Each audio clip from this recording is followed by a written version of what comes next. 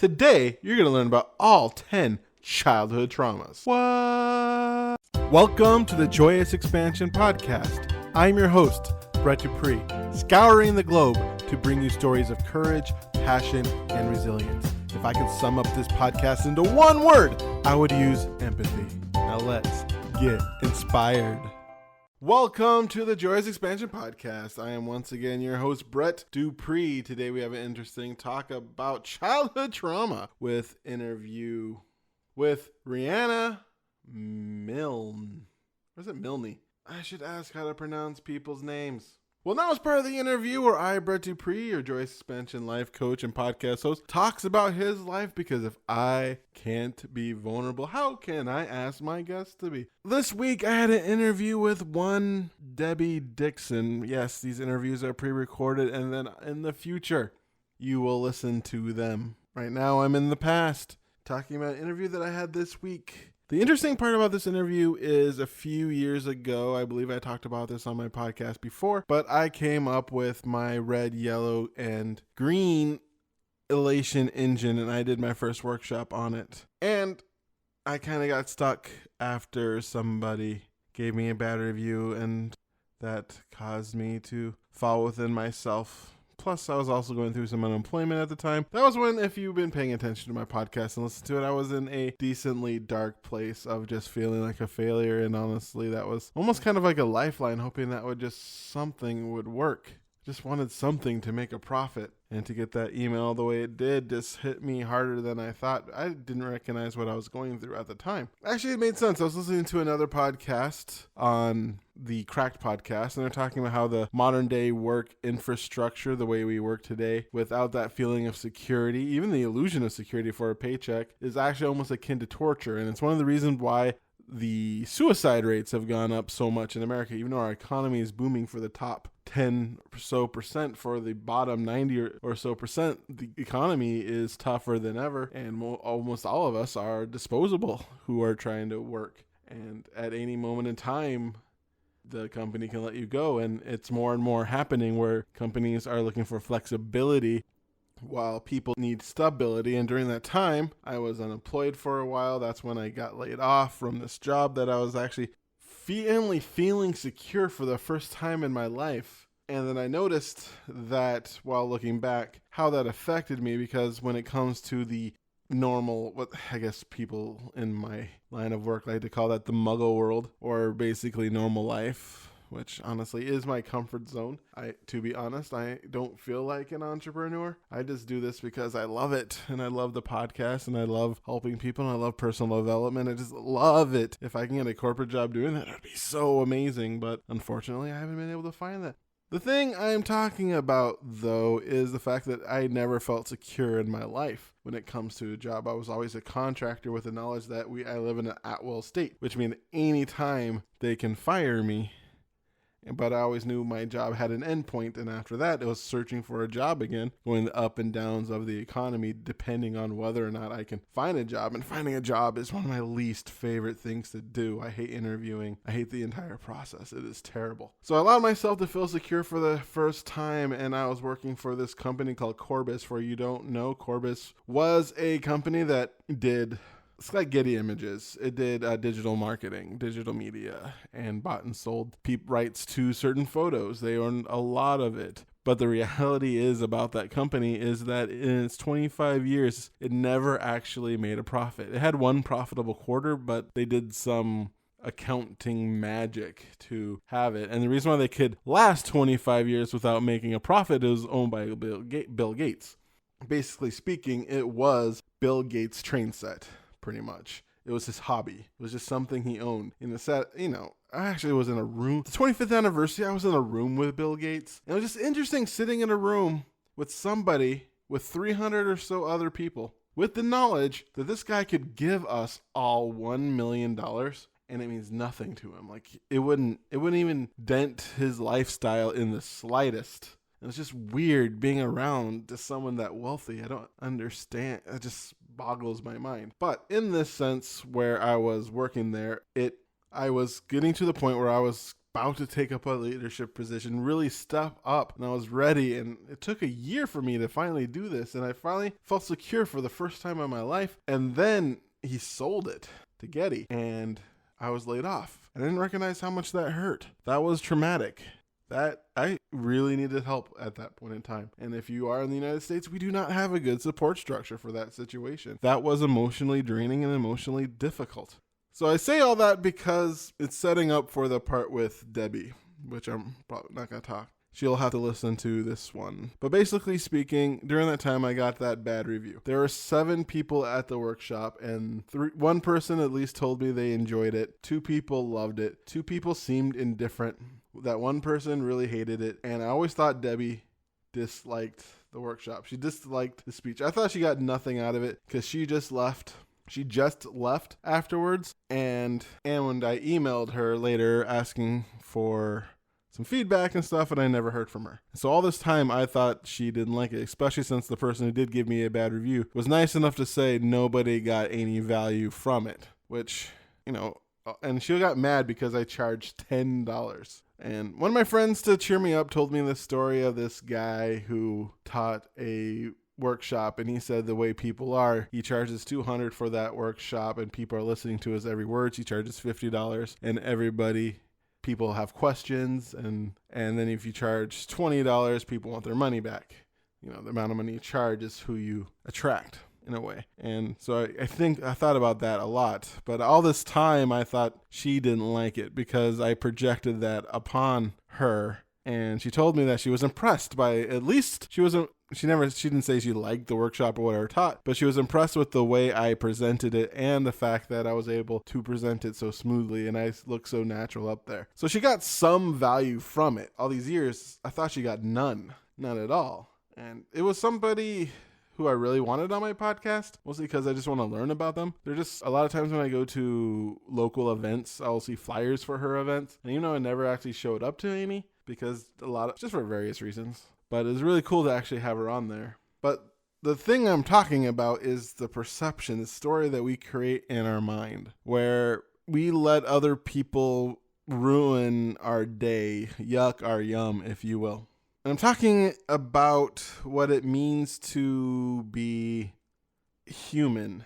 And it's fine because that's a natural part of being human, is letting other people bother you. So it takes time. And one thing I've started doing this week in my meditation is just letting go, because I feel like I have a lot of trauma built up in my body. And I'm noticing it more and more, especially after listening to that podcast where they talked about how the modern day workforce is akin to torture. It's not good for our mental stakes. We like stability. That's the reason. Heck, if you look at the ancient Egyptians, their stability of the river is what allowed them to thrive. It created an amazing civilization and a religion that was based off a better Egypt. If you look at ancient Samaria with the Tigris and Euphrates, that flooded sporadically, and they throve in their own way, but never to Egypt status. And their religion, for the most part, was depressing as heck, to the point where they had to trick their gods to get things, and when you died, you just walked around eating dust. There's just something about stability that helps us as humans. And this is why we need to meditate in the long run. This is why we need that 30 minutes so that we can handle this tough world that we live in. This is also why you need to listen to podcasts like this, why you need to fill yourself with positive things, because too many things out there will hurt, and to not let anything on the outside affect your insides. When I say that, I don't mean create like a protective bubble, because I know for a fact a protective bubble doesn't help. I like boundaries as much as the next person, but I believe that you learn how to use your boundaries so you know when to let them go. You know when you don't need them anymore. They're kind of like the training wheels of life. And I'm not saying it's a bad thing, because training wheels are awesome. Anything that helps you get to a better place is awesome. It's like when I talk to people in public speaking who want to speak from the heart, who speak off the cuff. First, you got to learn the basics of speaking and structure and what makes a good speech. And once you get really good at that, it makes it much easier and more effective when you do get up there and talk from your heart. You can create an amazing story off of the top of your head. It's like those people who know a lot about music and they taught themselves and they had people teach them, and they can just create an ad-lib because they put the work to learn the basics. And that's one thing we got to do about life is we got to learn how to do the basics. We got to learn how to control our mindset. We got to learn how to let things go. We got to learn how to forgive. We got to learn how to move forward. We have to learn how to be resilient. We have to learn how to get back up when we're knocked down. We have to learn how to be optimistic in a way that doesn't make us blind to our problems. We got to learn how to deal with issues without escaping. We got to learn all that. There isn't a manual that exists when you're born, or unlike the Matrix, you can't just plug it into the back of your head and all of a sudden, I know Kung Fu. It's a learning process, and so you have to believe in yourself and learn how to let go. And speaking of learning how to let go, do I have a treat for you folks. Rihanna teaches about the 10 childhood traumas, and being able to listen to those will help you in your life. Let me set this up for you. Riana Milne is a certified global life, dating, and relationship coach, a #1 best-selling author, and the host of her podcast, Alexa's Daily Brief, and global radio show on boldbravemedia.com called Lessons in Life and Love. An educational speaker, a certified trauma and addictions professional, and is a licensed mental health counselor with over 19 years in Palm Beach County, Florida. She's also a life and dating coach for a docu-series, Radical Dating, Finding Lasting Love Over 40. Rihanna specializes in those who have past childhood, dating, or relationship trauma and offers one-on-one VIP coaching and online virtual coaching programs for both singles and couples at lifeandlovetriangle.academy. And now, here's my interview with Riana Milne. Hello, Rihanna, and welcome to my podcast. Hi, Brad. How are you? Thanks for having me. Thanks for being here. Are you willing to tell us your origin story? Of course. It's something that started my whole journey to helping many people around the world with what they struggle with. Would you like me to go into that now? Yeah, let's go into that. Let's just jump right in.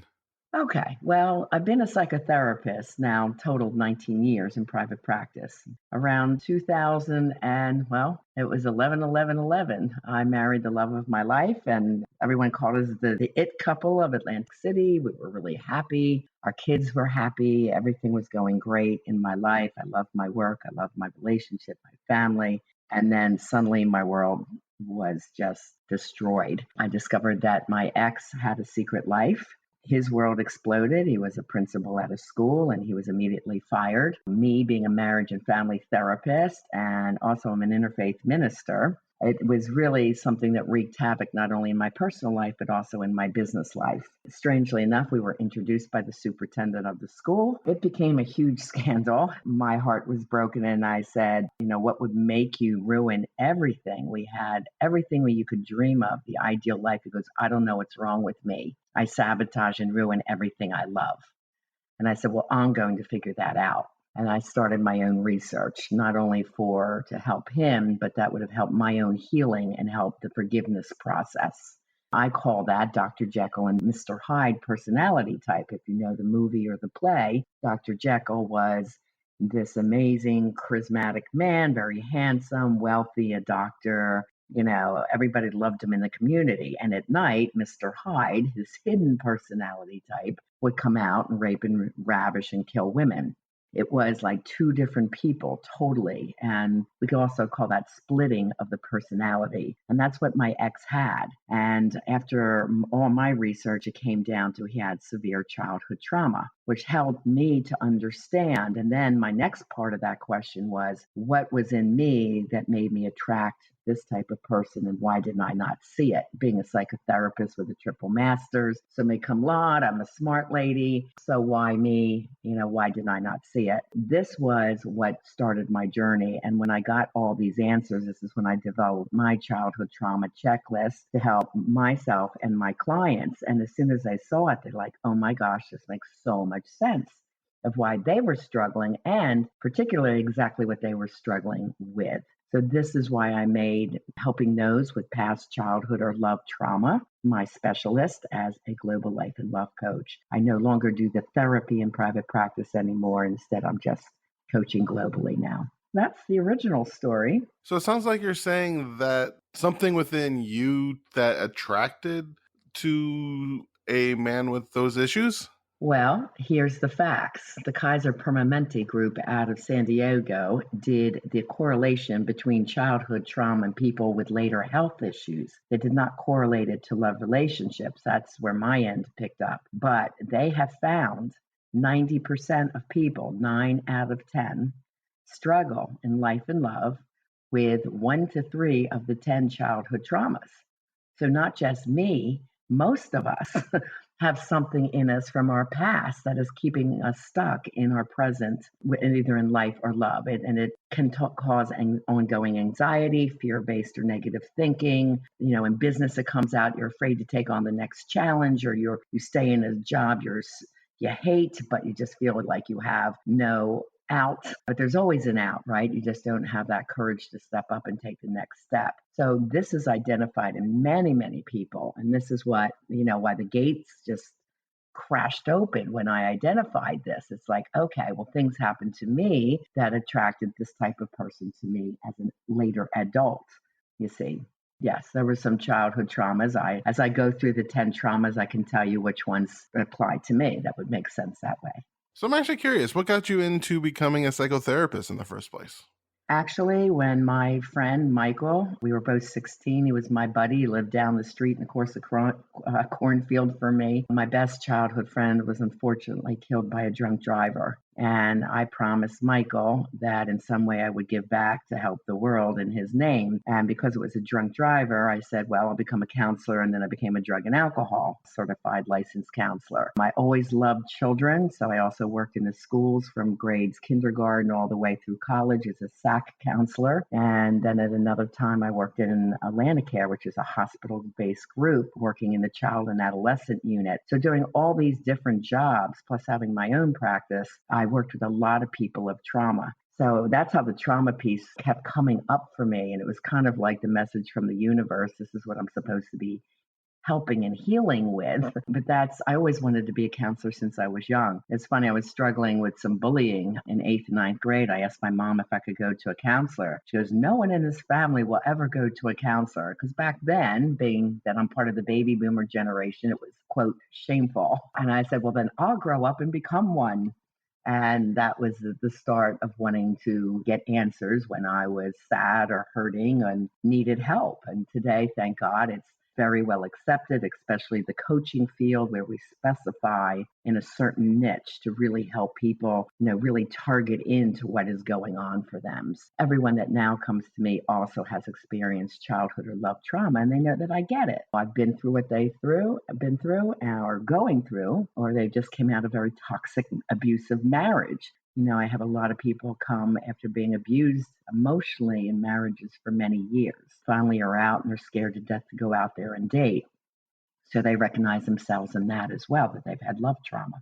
That makes sense. I like the way that it seems a lot of the ways that it spur forward your career has been in the desire to help others.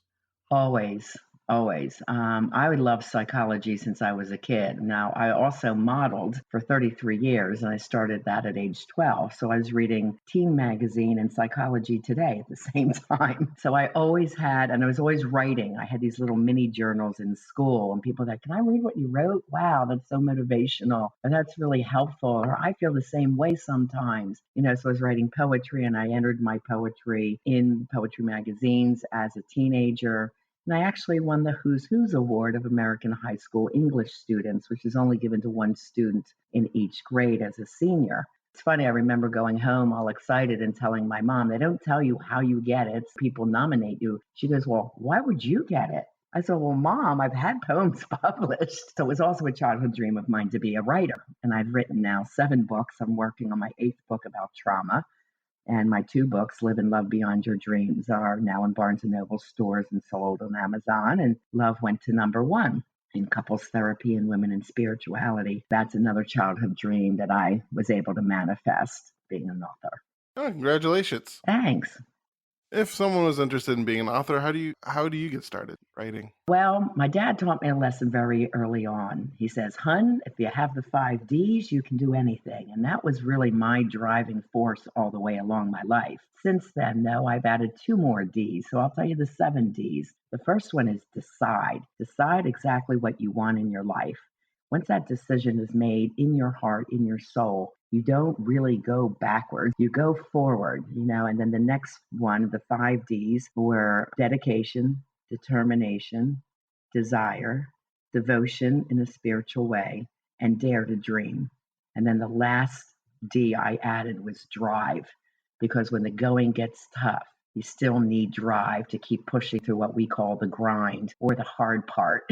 Being a global coach is not easy to get out there. There's a lot of grind in there, a lot of the work that is not so enjoyable. Of course, I love meeting my people and doing their life and love transformation. That is my biggest joy. But there's a lot of grind in between, the emails and the posting and the writing of copy, those types of things to keep a business up. So that's called the grind, but that's the drive. So if you have the 7 Ds, you really can achieve any goal that you set in life. How do you keep yourself focused with the drive? I don't know. When I write books, Love Beyond Your Dreams is 400 pages, and I wrote it from idea to delivery at my door within 6 months. But that I was dedicated to that goal because at the time I was in New Jersey and moving to Florida. I said, this has to be done before I move, because once I get there, I'm starting a new practice at zero. And again, I needed more drive to get that business off the ground the way I wanted it to go. You set your goals, which is part of my coaching system, and you align your life to create the life that you desire.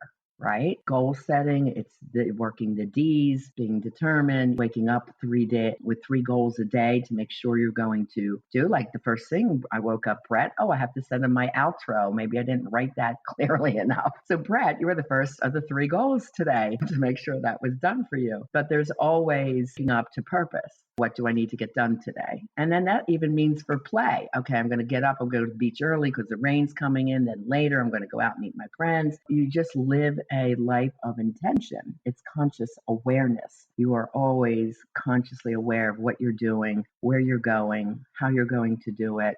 And there's a learning curve for everything. So you have to set aside the learning time as well. Is there a way you focus your conscious awareness? Yes, I meditate every day. 15 minutes. I've been meditating since my 20s and 60 now. So I've been meditating a long time, and I study spiritual readings all the time. Big follower of the Course of Miracles. I love Buddhism. Some faith-based service every day, whether I'm watching Joel Osteen or I go to Science of the Mind Church, which I really like, just psychology and New Age faith. It's just faith-based spirituality. They don't like to define it. Not like Catholic or Jewish, because we have both people sitting right next to us. It's just people who want to live in a spiritual, conscious way. And it's a really beautiful way of being. All my programs have conscious awareness and spirituality with that, because it's such an important part of healing and living a peaceful, joyful, happy life. That's what I do on a daily basis in some way or another. I'm always learning, always growing. I love Tony Robbins. One of his quotes, he says, if you're not growing, you're dying. And it's like you picture a little plant. That's true. If it's not growing, it just stops, and slowly it just dies. It's the same as a human. You have to keep growing and learning and expanding yourself and your conscious awareness. Oh yeah, that makes a lot of sense. Mm-hmm. So you said you have 10 childhood traumas. Are you willing to share those with us? Oh, I'd love to, because this will make people really understand if they're one of the 90%. And actually, before I speak it, the Kaiser Permanente has something they call the ACE study, Adverse Childhood Events, that I discovered after I came up with my checklist. Some of the things are common and some of the things are very different. And I formed my checklist by working with students, with adolescents that were suicidal, cutting, taking drugs and alcohol, the drug and alcohol adolescent population I worked with in rehabs. So with all my different trauma work, this is how I conducted my list. I suggest if your listeners are able to write this down or just listen to the podcast a second time. And also at the end, I'll tell you how you can get a free ebook that will also list the 10 traumas. Because if you decide you'd like to meet with me, I have a special for you guys. I'll ask you, how many of the 10 traumas did you have? Because this will really help me get to the bottom of where you're feeling stuck or unhappy. So while I do this, it's really important that the listeners understand there is no blame or shame. So no blame of your parents. That's not what this is for. They did the best that they knew how, because people with trauma usually have parents that experienced trauma. And second, that you were a little child, you were innocent. So it's nothing to feel guilt or shame over. It just happened. You were just a participant in your family structure. And that's what was modeled to you. here we go. As a little child, did you experience any of these 10 things? One was addiction in the family. Now, Kaiser names drugs and alcohol. That's it. Being an addictions counselor, here's the ones I name: drugs, alcohol, sex, meeting a cheating parent, porn, hoarding, spending, eating, gambling, workaholism, gaming. So there's 10 right there. Any of those addictions could take precedence with your parents' time over you. Second, verbal abuse. Now, it could be witnessing your parents yelling and screaming at each other, which we call domestic violence, or it could be they yelled at you, or even verbal put downs. You'll amount to no good. Usually, kids remember these way into their adult years, the put downs that they might have heard. Like my remembering my mom says, well, why would you get the award? That's called a put down. It's something I remembered my entire life. And maybe it drove me to be the author because the watch me attitude that I teach, it's your own driven force to prove that you are good enough, right? And that was cool when I became a best-selling author. The other, so any kind of verbal, or it could be stonewalling, which is just shutting down and not talking to you for hours or days because they're mad at you. The third one is emotional abuse or neglect.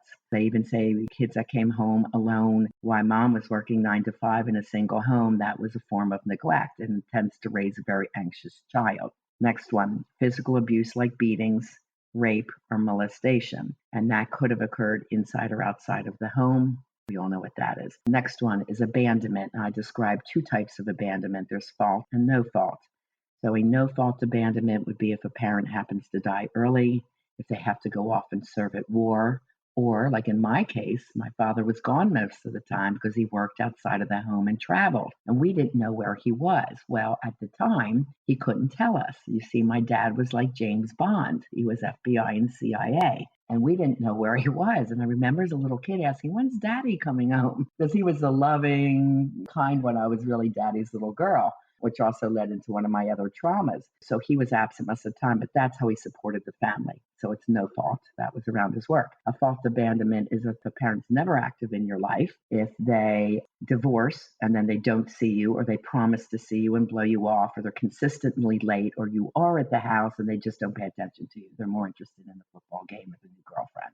So that's an example. The next one is being adopted, part of foster care, needing to live with another relative or family friend because your parents couldn't take care of you. Now, that one is not in Kaiser's study, but look at all the drug and alcohol kids I worked with, right? And with kids that had parents on the streets as drug addicts. So this was very traumatic to them, and that's why this is part of my childhood checklist. Okay, trauma number 7 is one of the most common traumas. It's personal trauma. So this is usually wrapped around bullying or not feeling like you fit in or good enough. So you could have had a medical issue like asthma, maybe grew up skinny and gawky. That was my situation until I was able to model, and that brought back my self-esteem, but I was very bullied as a kid.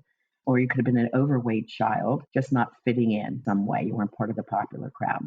The next one is sibling trauma, where your sibling could have been born with a medical issue commanding more of mom's and dad's time, or they bullied you, or the most common, they were perceived by you to be the golden child. Mom and dad loved or favored them more. You don't know why, or you may know why. They might have been more pretty or handsome. They might have been the athletic one. They might have been the smarter kid. For some reason, you felt they got more accolades. Next one is family trauma. And from my later list, I also bring in community trauma. Community trauma is our mass shootings in our community, or school shootings, or the losses of our homes due to hurricanes, floods, fires, mudslides, volcanoes. I mean, Mother Nature is really getting crazy. So, I mean, this is devastating for adults. You can imagine young children who are experiencing this. It's very scary for them and traumatic. And family trauma would be as if your family was living in a dangerous area. You remember them always struggling around lack or poverty, getting enough money. This is a situation for like Jones and Oprah, growing up in a very poor neighborhood where they worked really hard to get out of their childhood trauma. It also could be moving a lot. Our military families have to move every 2 to 4 years, putting kids in new schools, and also incarceration of a parent. Funny, when I was in the Vineland school I had in South New Jersey, I had a friendship group, and I kind of put that in quotes because these were little kids bullying everyone else. These were the tough kids. And everyone but one, 9 out of the 10 kids had a parent incarcerated in jail. So it was very traumatic to them, and they came to school angry. It's also shameful for them to say, well, my dad's in jail, or my mom can't come to parent night because she's on the streets doing drugs somewhere. These are the kinds of kids I worked with. Okay, and then the last one is mental illness in mom or dad. A lot of times that's not diagnosed, so you kind of have to guess. Two most difficult are bipolar and borderline. So borderline I describe as fast trigger anger, where somebody would not necessarily get mad over something, they would lose it. But when they're good, they're great. But when they're bad, they're horrid. And you never know what you're going to get. So that leaves a child in a very anxious state. And bipolar is manic and depressive. Depression can come out as extreme fatigue, checking out emotionally, or anger. Manic, some people think that's the high and happy person. Well, it can be, but it also could be that gambling spree, spending spree, or eating and binging spree. So those, Brett, are the 10 childhood traumas. Did you recognize yourself in any of those? Oh, definitely. I have abandonment issues myself. Okay. So usually most people see 3 to 4, or maybe a little bit more. And then I also put a scale on the severity. One child could be molested one time, and that's still severe, but someone could be molested over 5 years. That's a severity level of 10. The other one could be a severity level of 2. You see, so this also is part of the definition of when I meet someone, making this a very individualized type of coaching. So would you like to know how these come out later in adult life? I would love to. Okay. A lot of couples come to me as a marriage and family therapist now, as a global coach, and say, when it's good, it's great. When it's bad, it's horrible. We're always in this cycle. It's good for 2 weeks and we fight, and then we break up, and then he wants to come back. And then, so it's this cycle, which we call of trauma or dysfunctional toxic behavior. Let's talk about control. Where does that come from? That's when a partner doesn't feel good enough about themselves, or they lack control over their own life and not living the life they want. So they micromanage yours, especially if your life is a good one. They almost try to bring you down to their level. It's hidden jealousy. And that it can come from verbal abuse, emotional abuse, or trauma number 7, where they didn't feel good enough. And these things have not been healed. That is the same as jealousy. That's a lack of trust and self-confidence. So lack of trust comes from not being able to depend on your mom or dad. As a younger child, these are the people you're supposed to trust the most. So if they've been consistent, if they have been inconsistent in how they raised you, sometimes they love you, other times they hate you, that you're yelling at you, they're punishing you, that's a lack of trust and self-confidence. You feel often that what you offer is not good enough to your partner, so you might hold on too tight, you might control your partner's actions, or you might become codependent, counting on them so much because you didn't get that care where you could trust your parents when you were younger. People pleasing is often one that women come to with. They can't say no.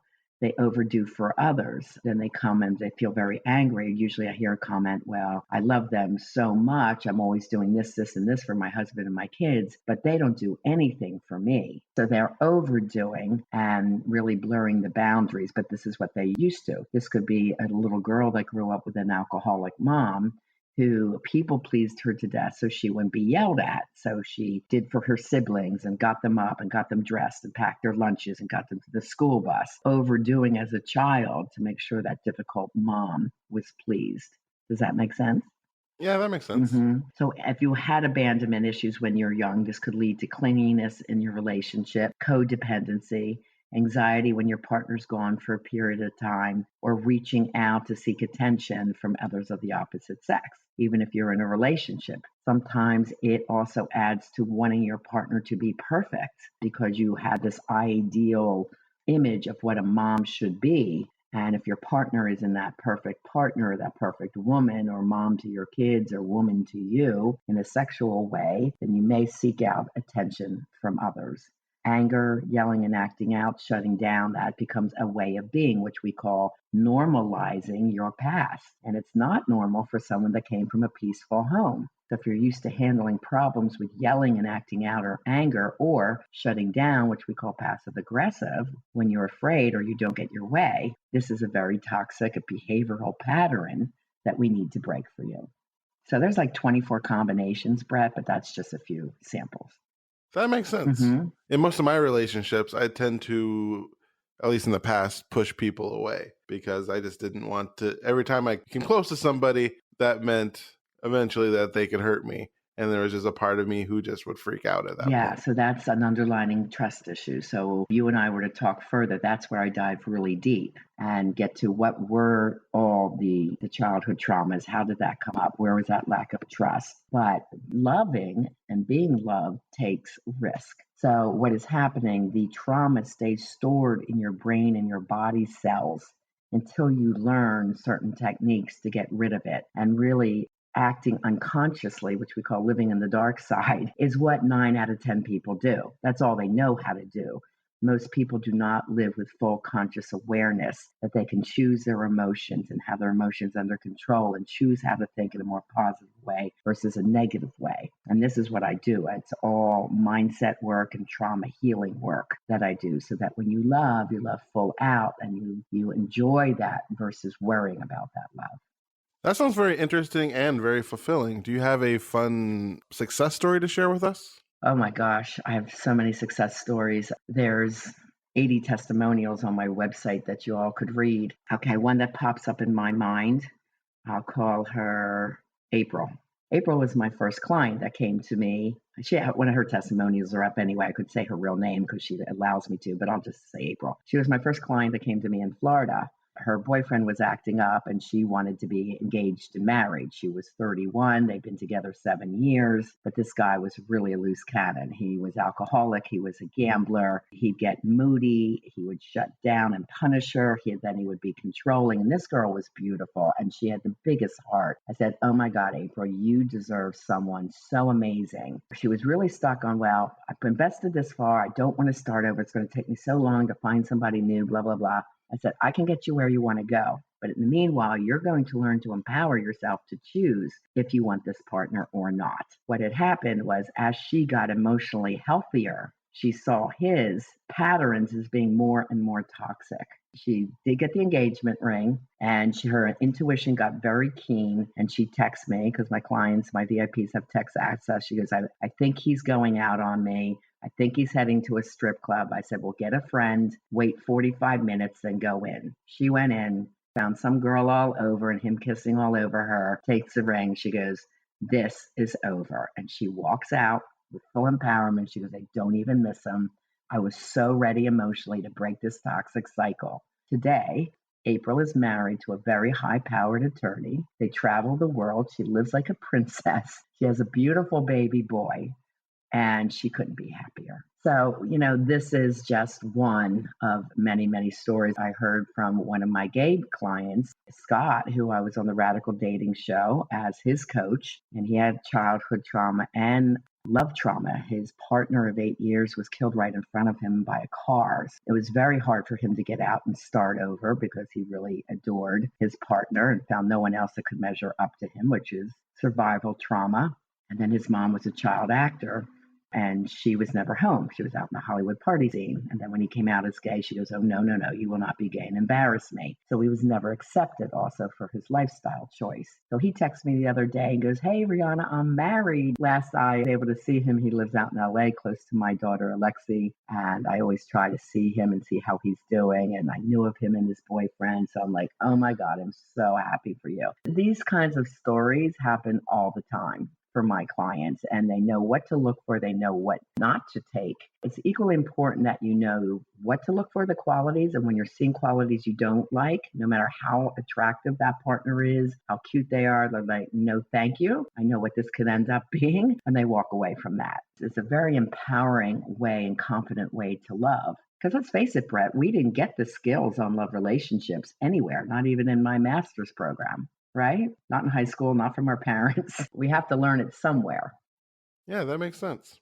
So we are getting towards the end of our interview together, and one thing I like to ask my interviewees is for a 1 minute of motivation. You can imagine this as you have a time machine and you're transported to your 8-year-old self, and you only have 1 minute to tell your 8-year-old self what you need to know. And it doesn't not necessarily mean buy Apple, but more of a mental aspect of it. Or you can think of it as taking your entire life's work and condensing it down to a minute. Okay, I'd like to say that one quote I have lived by since my young 20s is help yourself by helping others. And that's what my life journey is all about, taking my pain and making it my passion and my purpose. It's so important for you to take the time, which is right now, to start creating the life that you desire and be determined to have the love that you deserve.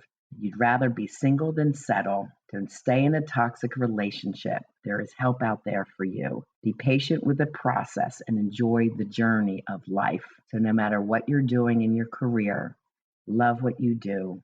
Set that goal to make it the life that you absolutely love and desire.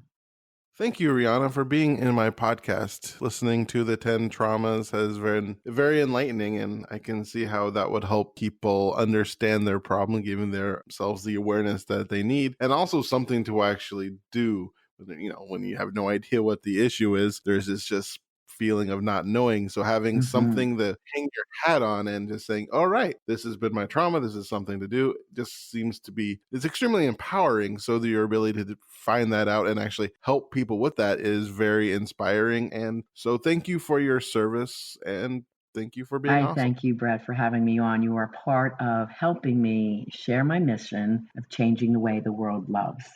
And I'm trying to get rid of that toxic, angry, interactive, controlling type of relationship that's too prevalent today, and really teaching people to be best friends, partners, soulmates, and support systems, also with love and passion for their life and for each other. So I thank you for that. You're welcome, and I hope your day is special. Thank you. You too. And there was Rihanna's interview, folks. Did you see yourself in those 10 traumas? I see some of myself, mostly in abandonment. It's interesting how childhood trauma can affect the rest of your life when you think about it. Once I learned anything about basic psychology and recognizing the fact that a 2-year-old, 3-year-old, 4-year-old, 5-year-old, 6-year-old, 8-year-old has made decisions that affected the rest of my life, that's just amazing to think about. Which is why we need help. We need coaches like Rihanna. We need therapists out there. One thing we need to do in this country is normalize asking for help. This pull yourself up by your bootstrap mentality and doing things yourself is BS for the most part. We need each other. And people like Rihanna who go out there and help people with their trauma and help people with their relationships are a gift. And people we should celebrate. People who spend their time and effort helping us become better and releasing those past traumas. I was talking about earlier in my podcast that I was working on just releasing my traumas every day, mostly thinking about the ones currently for my job, but my past childhood traumas, I've done much work in releasing them in my past. And you never know. For instance, I didn't think the death of my uncle still affected me, but I released that during a meditation and it felt amazing. Just working through things is outstanding. And working with people like Rihanna is very helpful. I 100% also believe in the idea that you're either growing or you're dying. There is no standing still. The only thing that we can rely on in this world is change. Time is always moving forward. We are always moving forward. And if you're not continually improving yourself, at least somewhat every week or month or day, you are getting behind. You are not living up to your full potential. I'm not saying you need to dedicate every hour to every day to being your best self, but you must dedicate some time. Etch it out. Chisel time to be your best self, to work on your best self, and therefore you will make great strides in your life. If you are looking to work with Rihanna, you can find her Rihanna offers a life and transformational strategy session, which is a $500 value for singles and a $1,000 value for couples for only $47 to meet for a whole hour. She also has free love and chapter download of both her books. Live and Love Beyond Your Dreams is found on the homepage of RianaMilne.com. RianaMilne.com. She also has a fun free ebook that she was talking about on the topic of childhood trauma, found at www.havetheloveyoudeserve.com. Thank you for listening to episode 32 of the Joyous Expansion Podcast. Once again, I am your host, Brett Dupree, champion of authentic joy, joyous expansion, life coach, catalyst of transformation, grand poobah, life cult leader of the Church of Awesome. If you want to email me for any reason whatsoever, you can email me at BRE2Ts2PR2Es at joyousexpansion.com. You can also check out joyousexpansion.com to find out about me and what I do. Plus, I have a fun free ebook just for you on the cover of there. You can also find my book, Joyous Expansion, on Audible, as well as where any books are sold. Also, go to book.joyousexpansion.com if you want more information on that. If you like this podcast, of course, like and subscribe and all that fun stuff. Leave a review, as reviews help immensely. Thank you so much for getting this far in my podcast. Thank you so much for listening to me. I appreciate you for who you are. You're a special person in my heart. And once again, I remind you to be love, to be joy, to be awesome. Now play my jingle. JoyousExpansion.com. JoyousExpansion.com. Come and say hello to Brett Dupree. He is an inspirational life coach. Good for you and good for me. He turned my life from grey to blue. I'm sure he'll do the same for you. Get in touch and you'll see your life will change dramatically. JoyousExpansion.com. JoyousExpansion.com. Yeah.